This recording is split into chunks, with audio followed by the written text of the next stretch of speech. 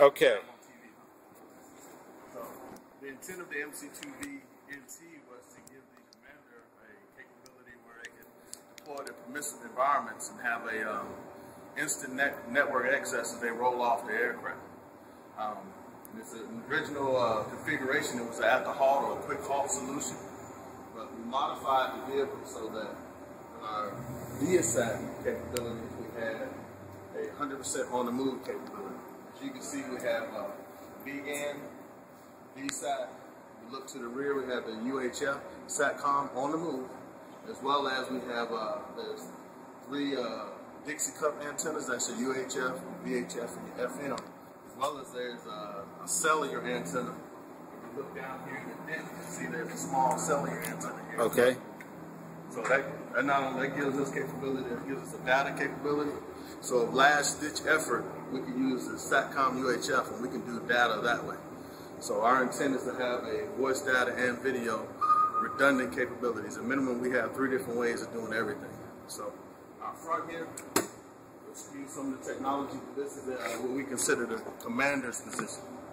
The reason we put him in the front seat is we'd only give him or her the information that was necessary at the time with whatever they asked for.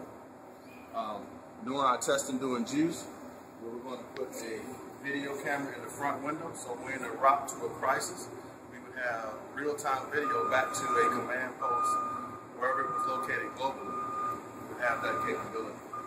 So as we move to the back end, in the middle, this is the battle captain's position. His original intent was to give the a planning space, as well as where all of the hardware resides. The difference in this vehicle and other vehicles is we have a standard 19-inch racks, which we can put in a variety of equipment. If you look at it, in the original configuration, this is our nipper side, a zipper side, and then we have our networking capabilities in the center. Our top rack is for our radios. Of course, we have our the way they designed this vehicle, that's unclassified power, and this is classified power. On this side, you have your battery inverter boxes at the bottom. You can zoom in over on the far side, starting at the bottom. That's the IPVTC. As we come up, we had a way to merge our different IP modems, IP VSAT modems. As we work our way up, that is our iDirect. That is the latest iDirect modem for on-the-move antennas, as well as it works for at-the-halt. This is our standard antenna controller. This works with at-the-halt antennas. And we come up top, we have our NipperNet ACU 1000. Keep going up, we have our antenna controller when we're in on-the-move mode. So we have a on-the-move antenna on the roof. We use this controller. At the halt, we use the other controller, and all it is just a cable swap.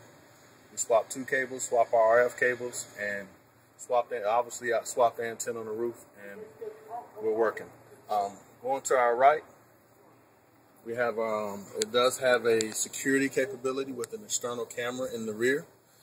Coming down a little bit, this is an addition. When they first built this vehicle, all of this equipment made the vehicle very hot back here, so they put in a rear air conditioning unit.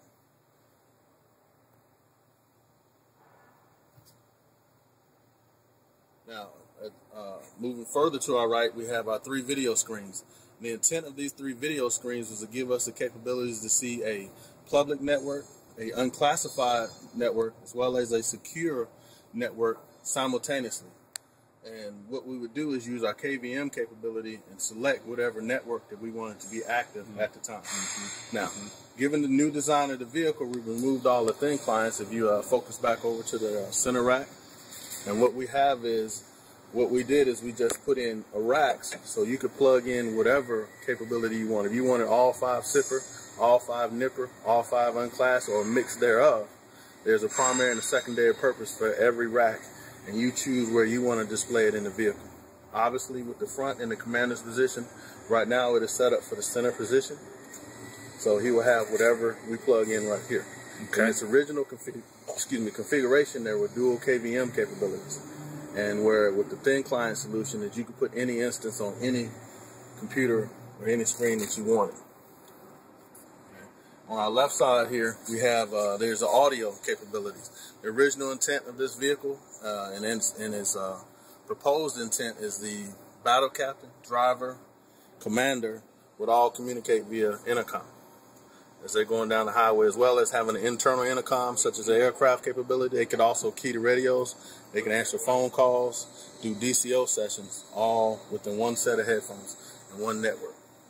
As well as we have our SIPRnet ACU. And we come down, it's still equipped with this KG250 racks. Okay, that's these here? That is correct. Come down a little bit further, when we had all the thin clients and the servers installed, they merged all the capabilities up front where you just plug in USB cables and you could access any system that you wanted to. Now on the wall right here behind the door, this is a rack specially made for Steve phone. Right here? So yes sir, you hang your Steve. We use what's called a Vocality V50, and that gives us a Hawaii phone number wherever this vehicle is deployed globally. So our intent was we would just forward the numbers from the office. So pretty much wherever the commander is, the network will find him, whether it's via IP or via analog. Okay. And you use the spectrum analyzer down there for aiming the satellite terminals? Yes. A couple of years back, we would have to use that capability. Now that we have, we're using IP capabilities, we pretty much, this is, you would only use this in a dire emergency. This would be your backup to the backup. Now everything is self-aiming. Our intent of this vehicle is just like our flyaway kits, we configure them once. Once we configure them, get them dialed in, turn it on, it's all plug and play. Okay. So, all right, with that, you want to move to the outside. And you want to talk about any of these things here? Or are those all going back over to the other vehicle? No, we can talk about this. We can talk about some of the capabilities. As you can see, we have a sister vehicle, and this is its networking or transport capabilities. It has a antenna controller. It uses the iDirect. As you can see, we're iDirect based. The reason we went iDirect is most of your first responder type units, they are iDirect based. So that gives you, as well as you'll see we have the Linkway modem. This is an older modem. There's been an upgrade to this, but our intent was these vehicles would be able to tie into commercial networks as well as tie into a military network with just a small or a few configuration changes. We could do this on the fly if we had to. And we tested that concept during JUICE. We had to switch over. As you see this empty slot up here, we had, our intent was to have the ArcLight modem as well as have iDirect. Now what ArcLight is a sharing VSAT service. And what that gave us the ability to do was we could purchase bandwidth by the day. It's pretty much, we could operate, we would have a 2 meg pipe with this vehicle for about $1,500 a day. So that was our intentions, as well as we had the iDirect side where we could tie into the Northcoms, the OWLCOMs, the JCSEs, the Special Operations Commands of the world. Nice. Yes. So, very nice. Yes, sir. All right. These are our CAL access units. This goes with our tactical vehicles. This is kind of an intercom system, as well as it has an IP telephony system built into it, so we can tie in our 438 numbers to that if we had to. That just gives us a backup. There's a software element. The entire intent is to have all software solutions with a backup with the hardware if need be. So that gives us, we move from our flyaway kits to Garrison with 1 or 2 laptops.